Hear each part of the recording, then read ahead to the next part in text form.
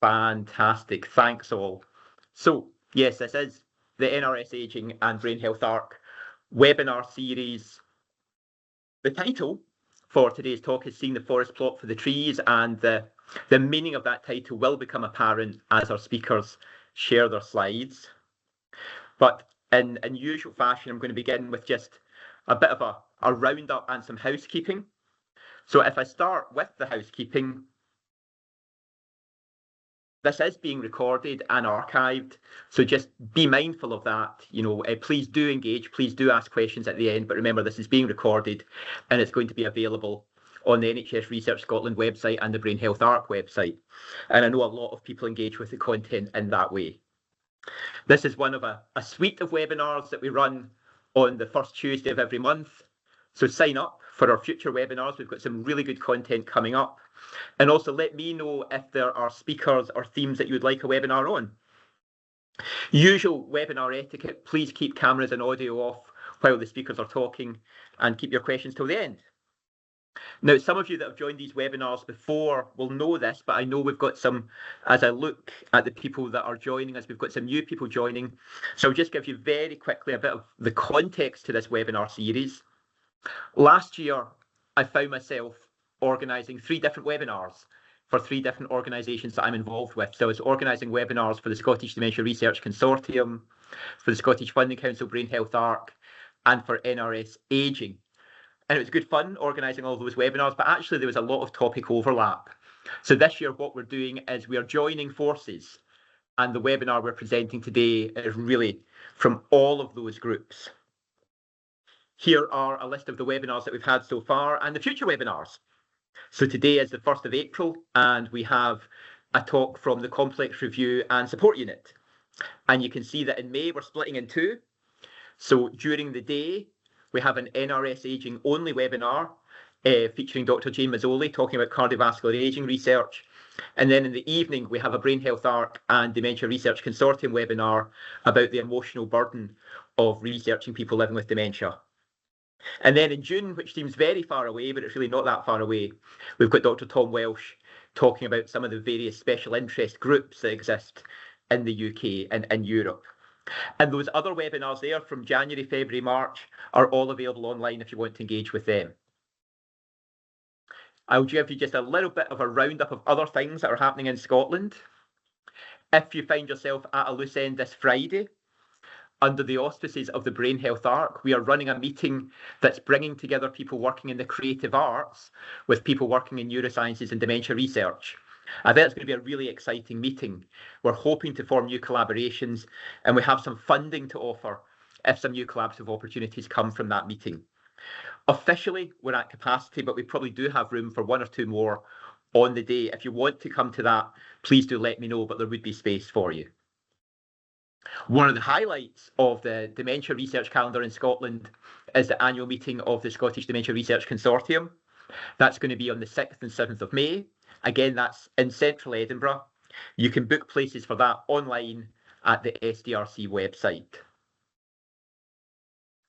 I've been asked by the British Geriatric Society just to make people aware of this opportunity.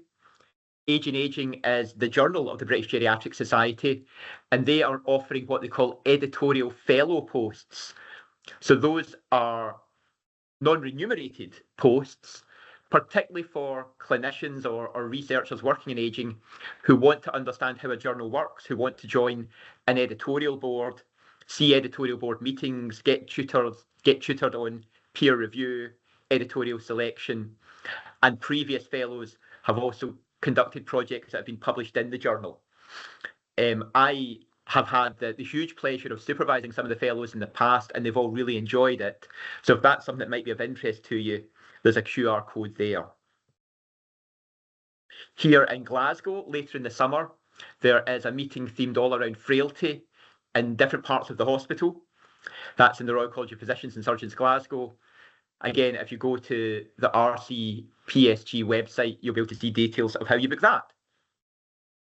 And then finally, just as a reminder, as well as all of this year's webinars, we have all the webinars from last year available on the Brain Health ARC website, and some of them also available on the NHS Research Scotland website.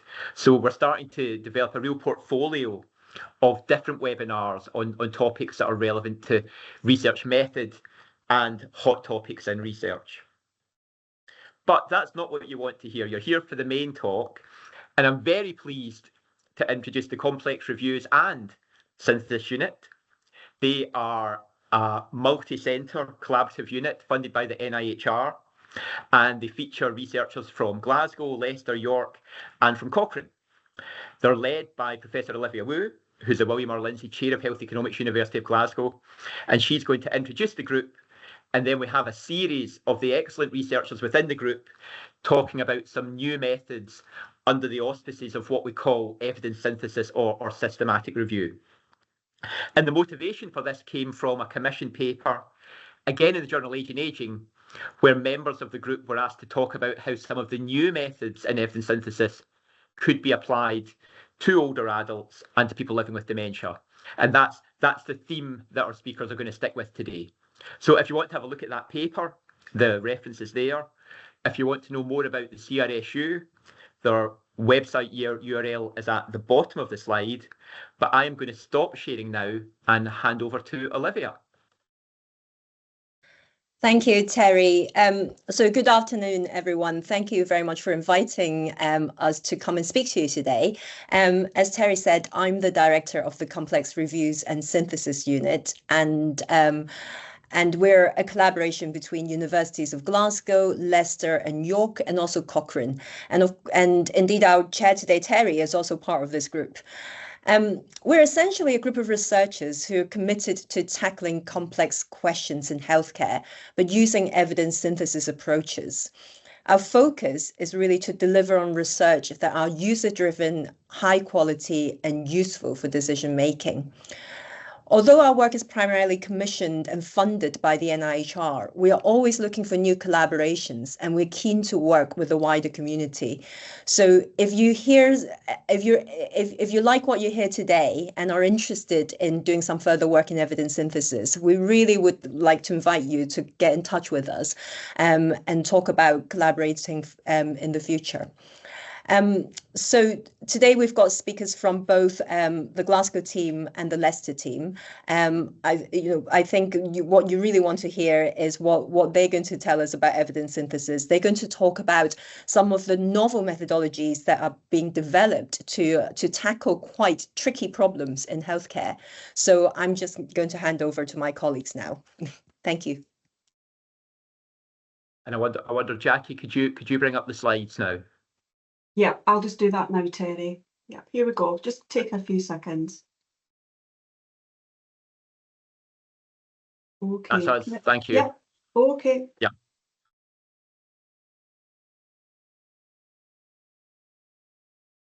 Okay, so if we go to the next slide, and our first speaker from the CRSU is Dr. Nishant Jaiswal. Hi everyone. And thank you Terry and Olivia for allowing me. So I am a researcher at the Evidence Synthesis Group based at Glasgow. I'll be talking to you about the network meta-analysis. Can I have the next slide, please?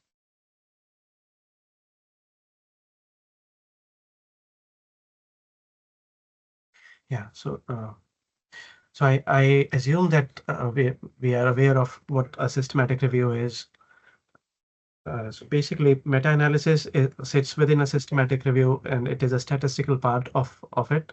So according to the Cochrane handbook, meta-analysis yields an overall statistics and it summarizes the effectiveness of an experimental intervention when we are comparing it to another comparator.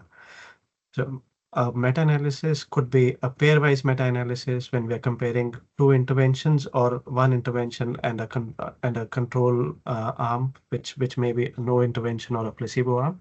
And it could be, and if we extend this pairwise meta-analysis to include more treatments or more interventions, we call it a network meta-analysis.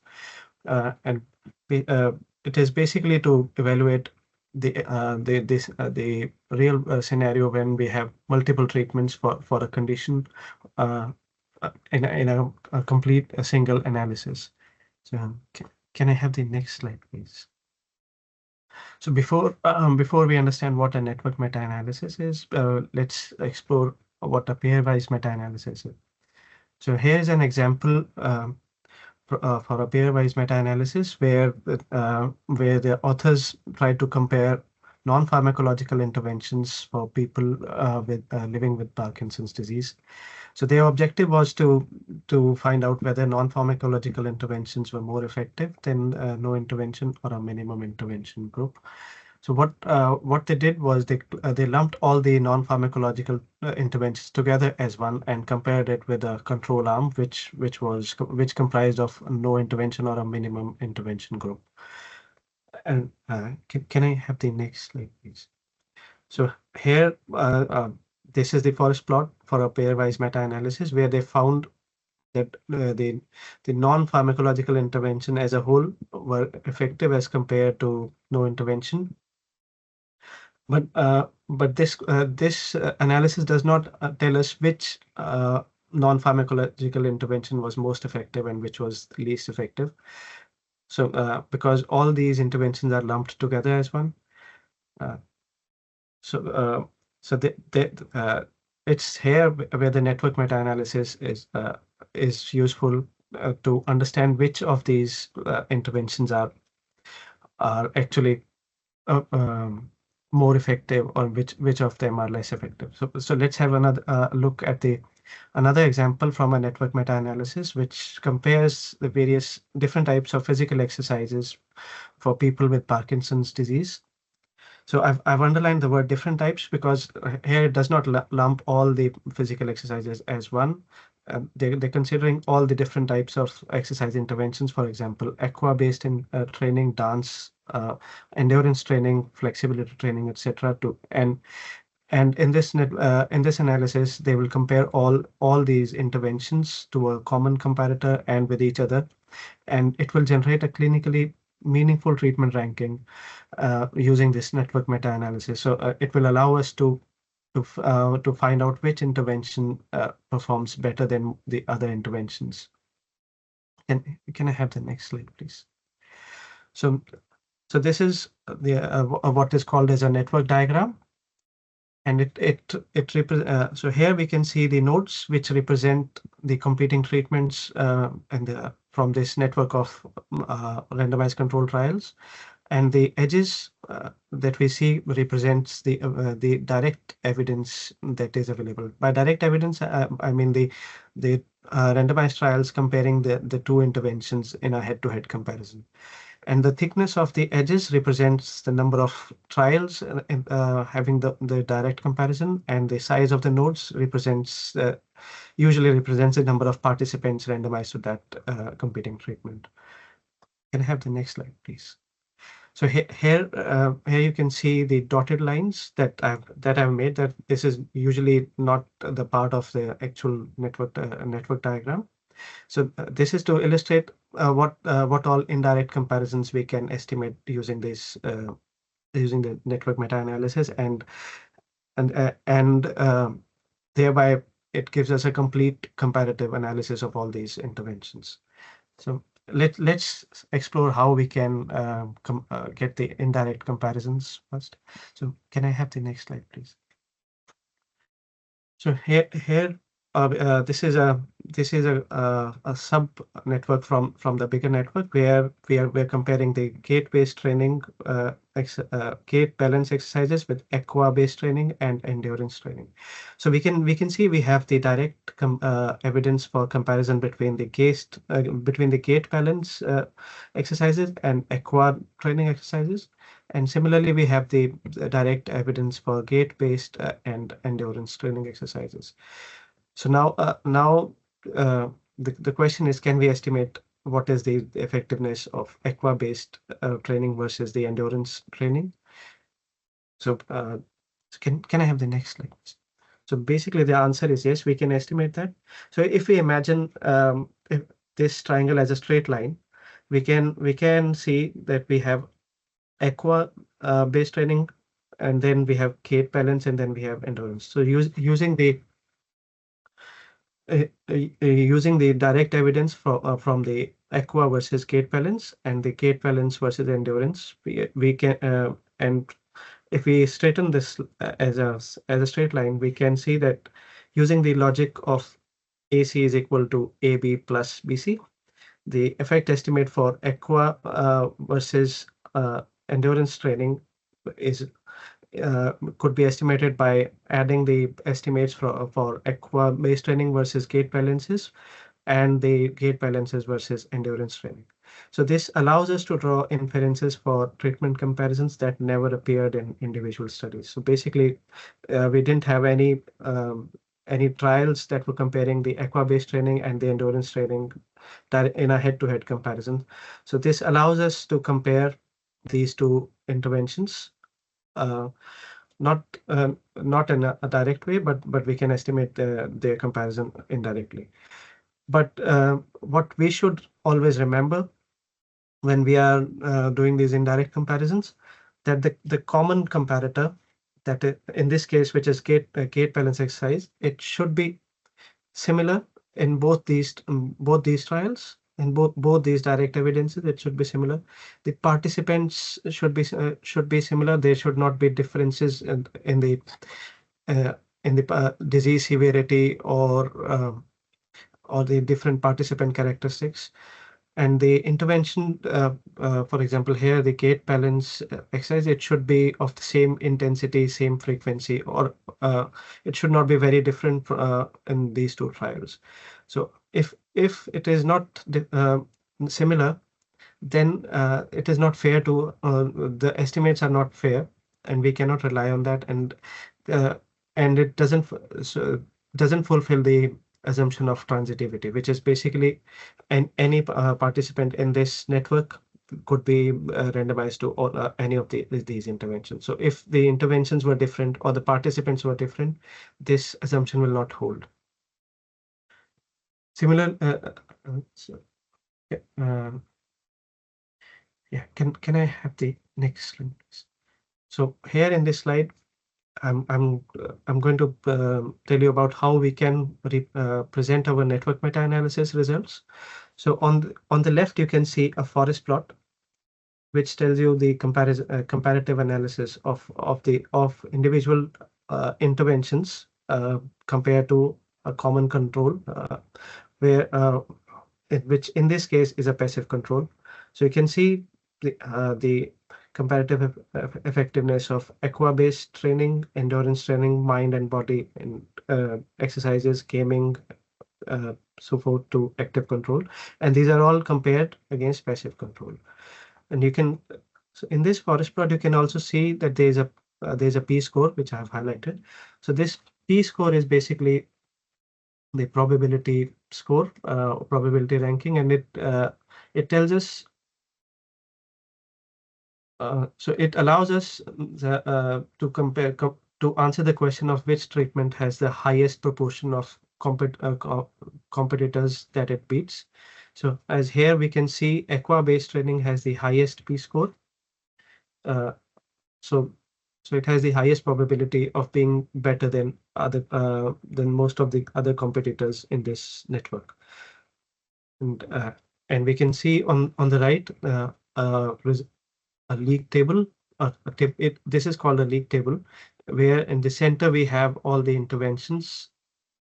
And if we read it from left to right, on the left side, we can see the estimates from the network meta-analysis. And so they tell us how each these interventions are comparing to each other and the control arm. And on the right, we can see the estimates from the direct evidence, which is basically the estimate from the direct head-to-head trials combined together. And can I have the next slide? So here we can see I've listed some of the challenges for that we have.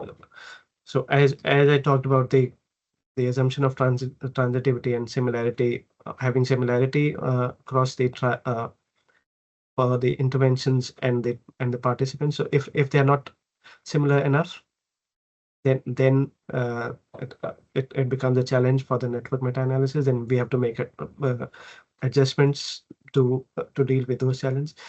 And so I think I didn't mention about inconsistency. So when we are combining the direct and the indirect evidence, and we have all the in a scenario when we have all the direct comparisons.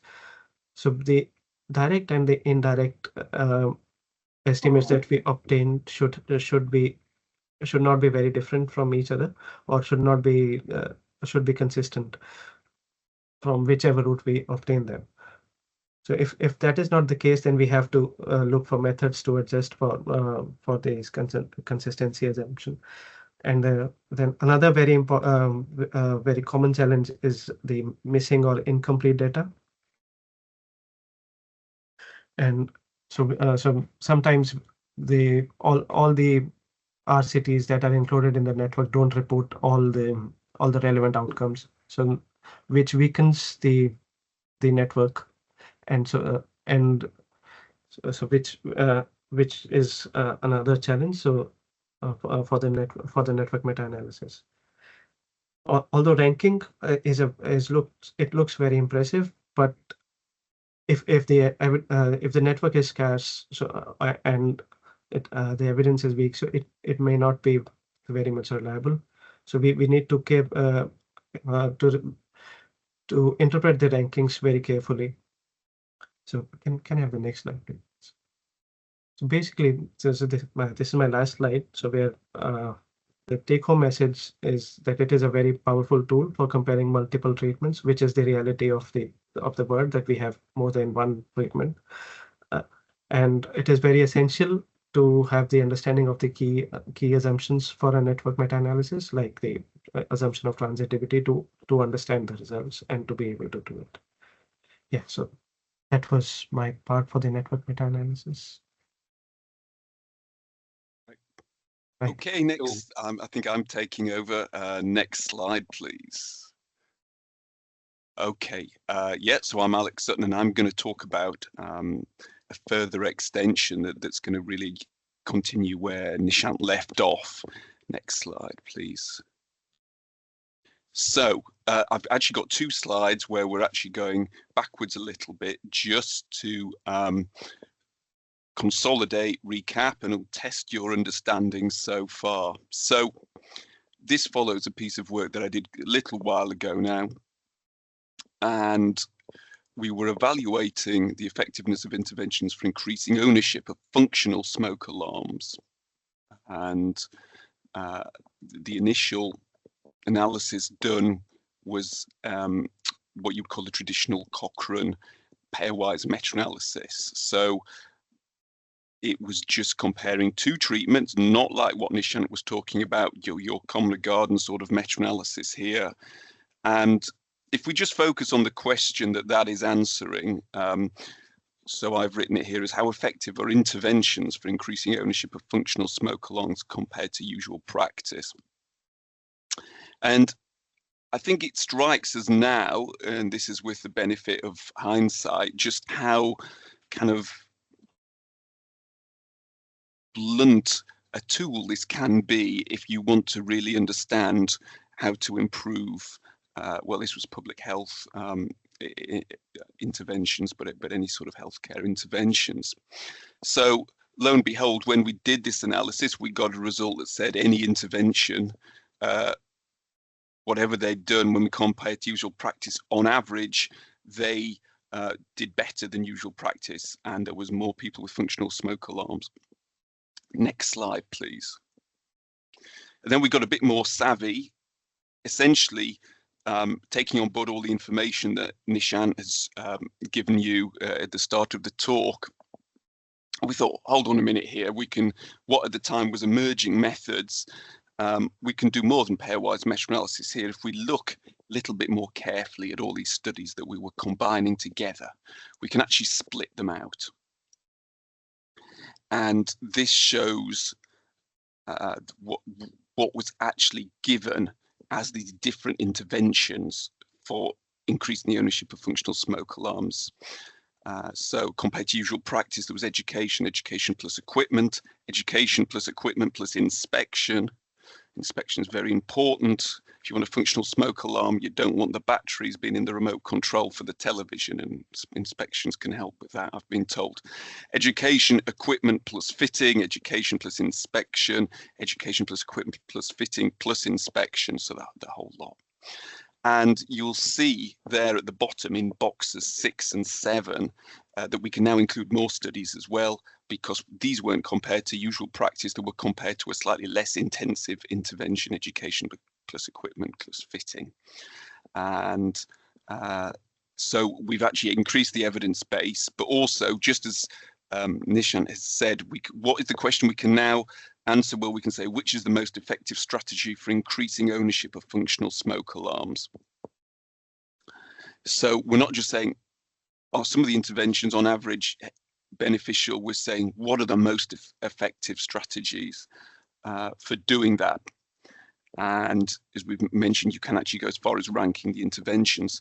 And it was a reassuring, I'm not showing you the actual numerical results here for purposes of time, but it was reassuring because the more intensive, if you like, an intervention was, the more effective it seemed to be, which is taking you a long way towards where you want to be. Next slide, please. But as you see, there's something a little bit different from the types of interventions we're looking at here compared to the ones that Nishant was looking at, which were that there were some very common components here in the intervention arms. Education, equipment, inspection and fitting all appeared in different combinations with the other components. And you can actually you might want to go a little bit further than this. It's not quite as obvious in this example, but the next one I show it will be. And what we can now go on is say, which component or combinations of components are the most effective for increasing ownership of functional smoke alarms? And that includes thinking about a combination that might not actually have been directly trialed in practice. Next slide, please. So this was a more recent piece of work that was completed a few years ago that I was involved with, and it's in a more clinically relevant area for you, non-pharmacological interventions for preventing delirium in hospitalized non-ICU patients. Next slide, please. And it came up, I'm presenting in a slightly different way because it's a little bit more complicated, which is why I didn't start with it. But the take-home message here is that even though there was only 14 studies here, we did have a similar situation where these interventions could have been thought of as complex or multi-component. And indeed, you can see there was 12 different components identified there, and many of the studies included multiple components. We can see mobilization was included in 12 of the 14, reorientation and familiar objects in 10, for example, and the one at the top, assessment for mood, was only included in 2 of the studies. But we've got a similar situation here where we've got different treatments being compared, but the treatments can be broken down into multiple components. And this can allow for the same sort of analysis that I was mentioning before, which is where you can actually go one step further than what Nishant was talking about, which is doing a network meta-analysis, but you actually analyze things at the component level and get specific estimates for each of those different components about how effective they are compared to usual care. Next slide, please. So here you could do a standard network meta-analysis. The network looks a little bit odd because other than one combination, all the studies had a unique combination of those components. And it clearly, because there are so many components now, there's not an exhaustive permutations of all the different combinations you can have. And you may be interested in combinations that haven't been trialed, etc. And there's very little repeat data. Now, if you have to make an assumption quite correctly, Nishan carefully described the assumptions required for network meta-analysis. And the big assumption that we require here for component network meta-analysis is that in the first instance at least, we assume the effects of these components are additive. You can add them together. We can go beyond that if the data allows, and we can explore interactions to see whether they're synergistic or not, these treatments. Yeah, next slide, please.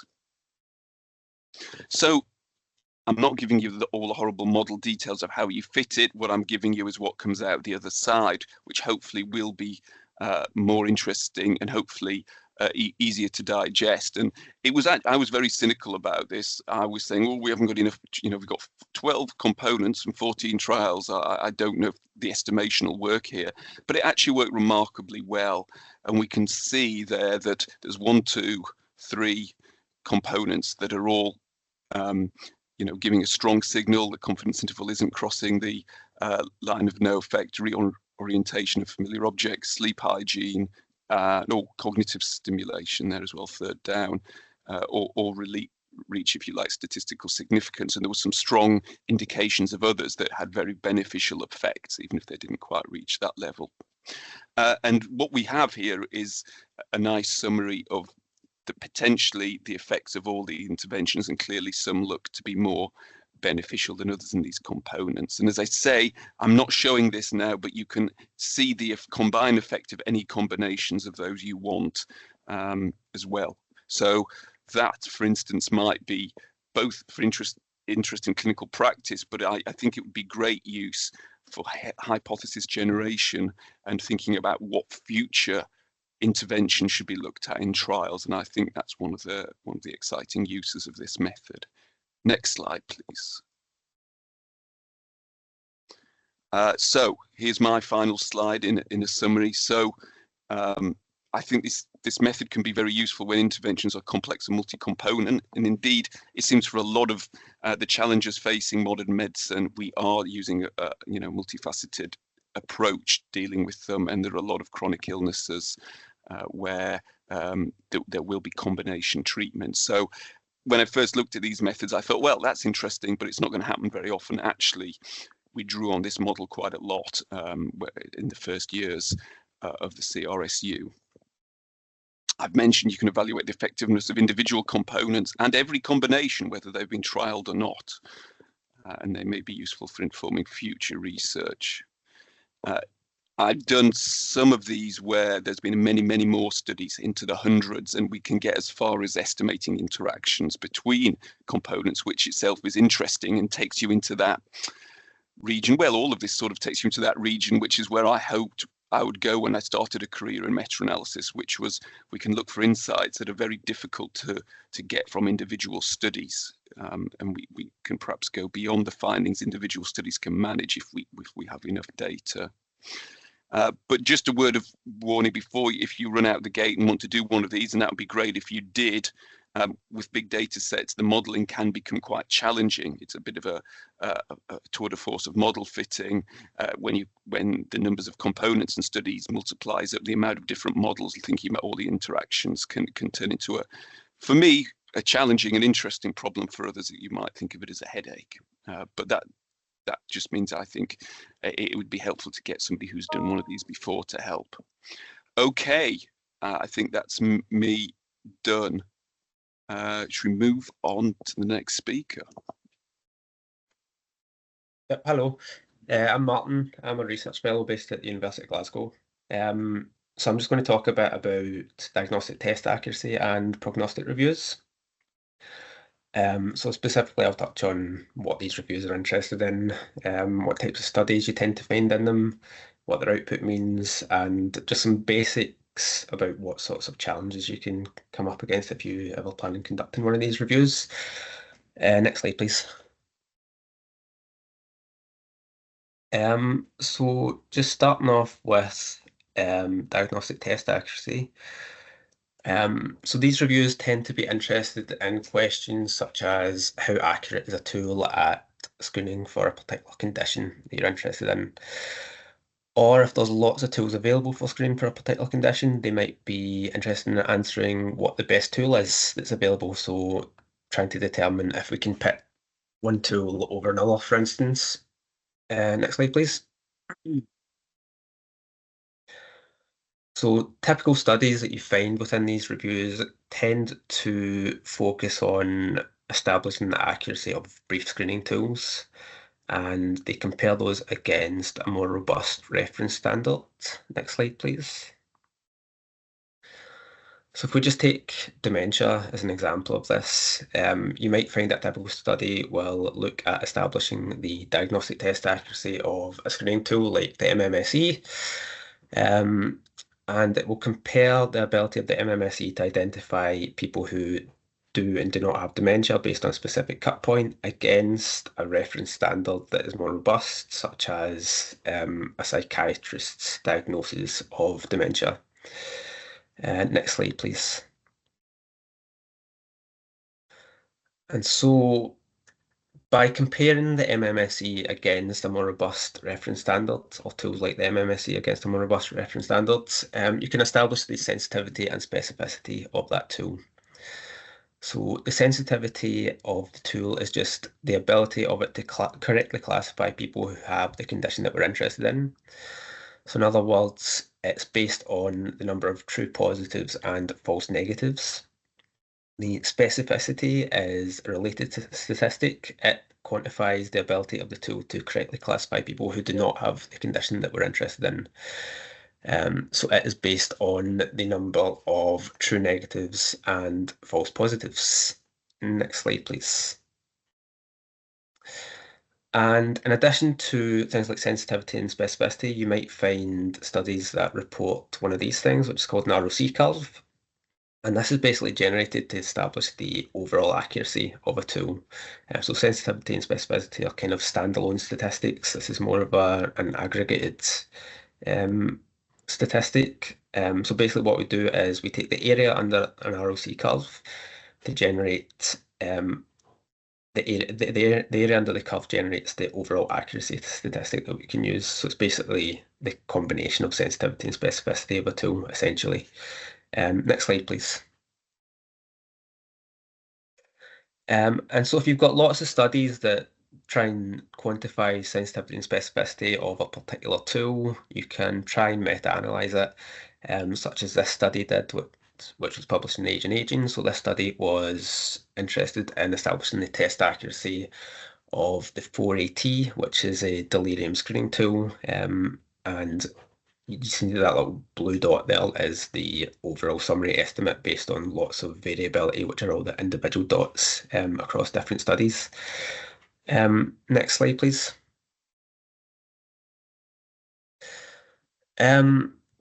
So most reviews in this area, they tend not to necessarily try and establish the accuracy of a tool in general. They tend to focus on things like, is there differences in particular settings, such as primary care versus secondary care versus care homes, or they might be interested in looking at if there's differences in tool performance in different populations, such as stroke or delirious populations, for instance. And if there's lots of tools available, like there is in the dementia area, they might be interested in comparing tools, such as comparing the MMSE to the MOCA to see if there's a performance advantage that we can use to select tools. Next slide, please. So in regards to this sort of latter question of comparing tools, it's very challenging to use conventional meta-analysis methods to compare tools, because most studies don't compare different tools within the same participant pool. And as a result of that, any between study variance can potentially bias tool performance and therefore give you misleading results about whether or not one tool is better than another. However, there have been new network meta-analysis techniques developed in this area over the last 5 or so years. So they're fairly new, and what they allow us to do is to control for the variance between different studies, and so it helps to resolve this issue of lack of direct comparisons between studies, and we can compare tools using more statistical methods. Next slide, please. Some things to be aware of if you plan on conducting diagnostic test accuracy reviews. There are often major challenges with heterogeneity, particularly if you plan on conducting a meta-analysis. Things as simple as the setting and the population that the tool is conducted in. There's often a lot of variability in the reference standard that is used to assess for things like dementia. So, for instance, some studies will use a psychiatrist diagnosis. Other studies will use just another screening tool as a reference standard. There can also be a lot of variability in the cut point that's applied to different screening tools. And that all sort of creates quite a heterogeneous data set. So it's often necessary to start subgrouping, which reduces the statistical power and ability to conduct meta-analysis. So just something to be aware of. Next slide, please.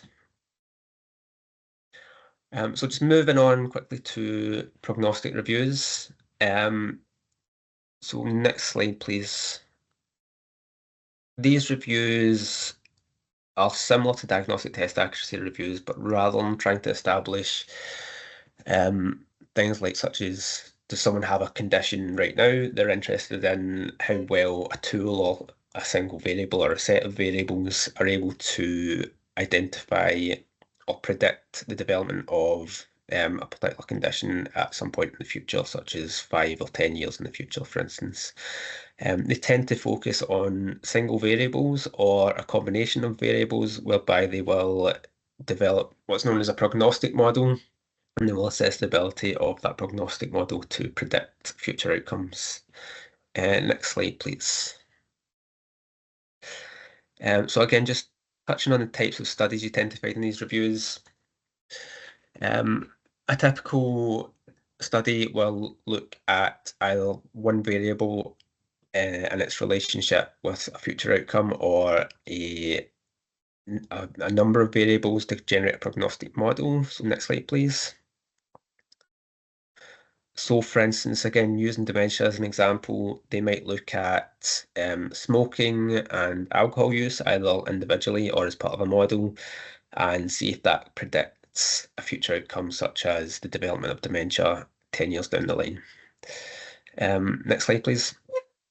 So in contrast to diagnostic test accuracy studies, the output from these types of reviews tends to involve odds and hazard ratios. So that tends to be what gets pulled instead. Next slide, please. When outcomes are continuous, you'll often find the mean difference is reported. Next slide, please. However, you do find that in some prognostic model studies, they will also report the area under the curve, which is more similar to the types of statistics that you find in diagnostic test accuracy reviews. Next slide, please.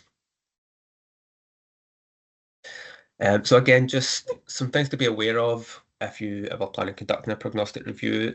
Studies that these reviews rely on are extremely reliant upon secondary use of pre-existing data, arguably too reliant. We really need more prospective studies in this area. Next slide, please. One of the big consequences of using secondary use of pre-existing data is there is often major issues with the quality of the data. So there'll be a lot of different ways of measuring the same variable. For instance, there's often a lot of missing data, and very similar to what you find in diagnostic test accuracy reviews, that can create major challenges with whether or not a meta-analysis is even appropriate. So sometimes you find that it's better to just narratively summarize reviews. It's a decision you need to make based on how uniform you think you can make the data. Often subgrouping helps with that sort of thing. So I think the next slide takes us on to Clarice's talk. Thanks, Martin. So yeah, hi everybody, I'm Clarice. I'm a research associate at the University of Leicester, and I'm also doing a PhD into living systematic reviews. So that is why I'll be giving an introduction into them. So next slide, please. So as we've seen this afternoon, there are so many different methods to do different meta-analyses, and they're all sort of well established. There's ways of doing them, etc. But they're actually still quite resource intensive. You might find that from actually doing your search to doing everything in between and getting the results published, it can take a year or so. So really resource intensive, and that can actually lead to some delays in those results coming out. So next slide, please. So some people could argue that the way reviews are done traditionally, it means that they can become out of date. I think there was a study even showing that some reviews, as soon as they're published, they become out of date. But you might be thinking, what's the problem with this? Well, if a review is outdated, it means that it might offer inaccurate or misleading evidence. And when that evidence is actually used in guidelines, those recommendations, therefore, they might not be presenting sort of the best evidence-based care, may not be taking into account the latest evidence. Next slide, please. So one approach to sort of deal with this problem is living systematic reviews, or LSRs. And the way that they deal with this problem of reviews becoming out of date is that they continually update the review as new evidence is becoming available. So instead of just doing a search at one point and then waiting a year or two to then search again, it will regularly search the evidence base. And as soon as a new paper or trial is published, it will bring that into the analysis. And then hopefully, if an LSR is well conducted, it will have the latest information at regular intervals. The next slide, please. But there is a balancing act. So whilst LSRs, they can improve timeliness because you don't need to sort of restart the whole thing, and it has the most recent information available, and it will also improve the relevance because, as I said, it will have the latest information in it. It is still resource intensive in its own way, sort of doing all these searches at regular intervals. That takes up time too. And there's also some practicalities to do with LSRs that are still undecided. So it is a balancing act. Next slide, please. So basically, not every review needs to be living. And there are 3 criteria for whether a review should be living and when it should stay living. So the first one is that the review actually needs to be a priority for decision making. You shouldn't just do it for any review. It needs to actually be worth those resources and that person time for it. Secondly, the current evidence that is around, that needs to be of low certainty. There's no point in a review being living if you've already kind of got an answer. You need to sort of have some uncertainty for it to be worth sort of keeping it alive and keeping going. And then finally, the third reason, which has come off the page, there we go back. The third reason is that the sort of evidence base needs to be fast, and you need to know that new evidence will be coming in regularly. There's no point in keeping it alive if you know, there's not actually much research going on. You need to sort of be aware that research is going on and it's coming in, so it's actually worth keeping it alive. So next slide. So some examples of some living systematic reviews. There was one looking at treatments to prevent fractures in people with osteoporosis. Next slide, please. And so whilst this LSR is good because it will mean that the synthesis will always be of the latest evidence, another benefit of LSRs is that it can also direct sort of primary research that will happen in the future. So next slide. So in this review, they actually noticed that a lot of the primary research, there wasn't a lot, I think, in men and certain ethnicities. So they were actually able to say at sort of early on, saying there needs to be more of this research, there needs to be more of these studies. And then the beauty of it being living is that when those studies do come in, this research team will be able to bring it in straight away and it will already be up to date. Next slide, please. Another example is COVID-19. So LSRs actually became very popular during COVID-19. As you might imagine, that it was a very fast-paced time. We needed information quickly. And there were actually, during the pandemic, reports that sort of the greatest mortality and morbidity risks were in older adults, vulnerable adults, people with frailty. So this was a sort of a perfect time for living reviews. Next slide. And so some researchers, they actually did some rapid living systematic reviews on the effects of COVID so COVID rehabilitation for those older groups. And basically they were updating it every single month. And I think it went on for maybe a year or two. And this meant by updating every single month, it meant that sort of decision makers, they had really timely evidence to go on. And you'll actually see that it only went up to February 2022. So basically when the priority of this review sort of wasn't as important anymore, they actually retired the review. So it's nice to see that example as well. Next slide, please. So that was all for the living systematic reviews. And so I'm going to briefly talk about the CRSU's apps that we have for evidence synthesis. So we've talked about lots of all these different methods, and we actually produce apps to help you do all of these sort of complex statistics. And that is our URL to find the apps. But if you just search CRSU apps, it should be the first thing that comes up. So next slide, please. So here are all of our apps, and they're basically grouped into ones that are to do with treatment effects and ones to do with diagnostic test accuracy. So you'll see here we've got meta pairwise, so that allows you to do your basic pairwise meta-analysis. We've got one called meta impact, which we've not talked about today, but it allows researchers to design primary research so that it actually contributes to meta-analyses, that it would be incorporated in the future. We have meta insights, so that will allow you to do your network meta-analysis. We have meta CNMA, so you can even do your component network meta-analysis. And then we have two for doing meta-analysis of diagnostic test accuracy. This is only a pairwise one, so it doesn't consider different thresholds yet, but it does allow you to look at it under the frequentist or the Bayesian framework. And then we have some other apps that were sort of more pilots or for you to explore things. So if you want to learn more about DTA studies and how to meta-analyze them, there's DTA Primer.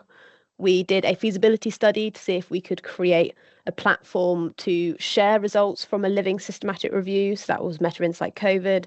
And we have another app for you to simulate data of any type of meta-analysis for you to play with. So they are all available, but sort of important to note, whilst these are great for researchers, it allows you to actually sort of do these complicated models. They're not to replace the statisticians, as we've heard this afternoon. There are lots of assumptions and things that you need to understand. So you should always still have a statistician with you to sort of advise you and guide you. But these apps allow you to do some of the work and let the statisticians sort of do more of that advisory role. I think that's everything. Thank you very much, Clarice, and thank you, everyone. That was fantastic. I've learned a lot. So we're going to try and finish on time. So we've got about 5 minutes left. If people have questions, please put them in the chat or raise your hands. While people are thinking, I guess when the Age and Aging paper was commissioned and the remit was around the future of evidence synthesis, we weren't really thinking so much about AI, but in the year 2025, all I hear about in terms of the future of evidence synthesis is AI. I wonder if any of our speakers want to talk a little bit about how AI might change the way that we do reviews. Who wants to take that? I can if there are no other victims.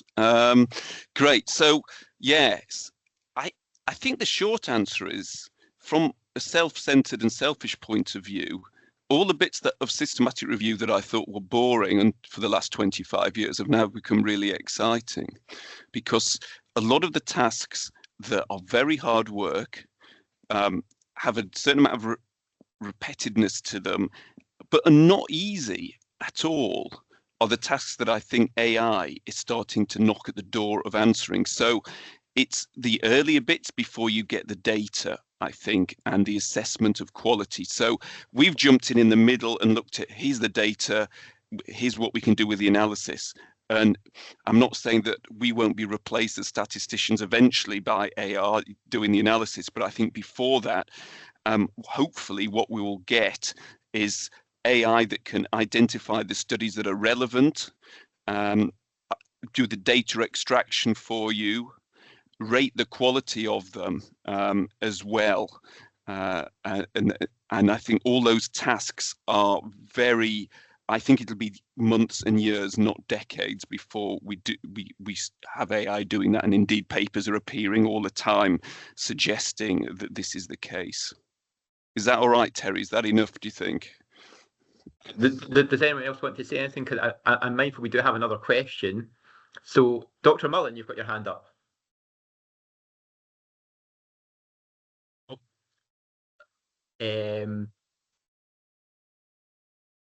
So, do you want to just put your question in the chat if the mic's turned off? I think everyone's might be turned off as standard on this one. So while questions are going in the chat, Olivia, you made a bit of a request to the community that if there are topics of interest, they can get in touch with the unit. Do you want to just expand on that a little bit? Yeah, so what we want to focus on is to do work that is useful for the community, useful to the NHS, improving patient outcomes and also the way we work. So if you have a question, if you think you've got a review question, I would encourage you to send us an email, get in touch. And what we typically do is we will work with you to work towards a review question and then think about what methods would be appropriate for us to try and address that. So typically this is how we work. And in fact, I see Dr. Mullen's question is related to that. Is it just to support NIHR researchers? So absolutely not. It's not just for NIHR researchers. It's for everybody in the community.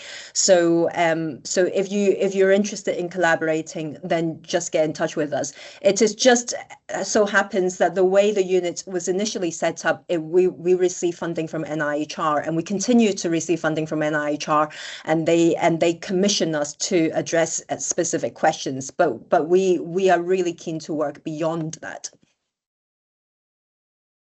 I think that's probably a good place to end today. Apologies if other people have questions, but you have details of the website for the group and details of how to get in touch. As always, that we really packed lots and lots of information into 1 hour here, and I realise some of it went quite quickly. The webinar is recorded. You can go back and have a look at it, particularly if you want to have a look at the URL to get hold of some of those apps, which I have to say really do make life much easier if you're interested in those sorts of analyses. So thank you to all of our speakers. Thank you to all of you for joining us. I will see you again, same time, same place, first Tuesday of the month next month. But for now, have a great day, everyone. Bye.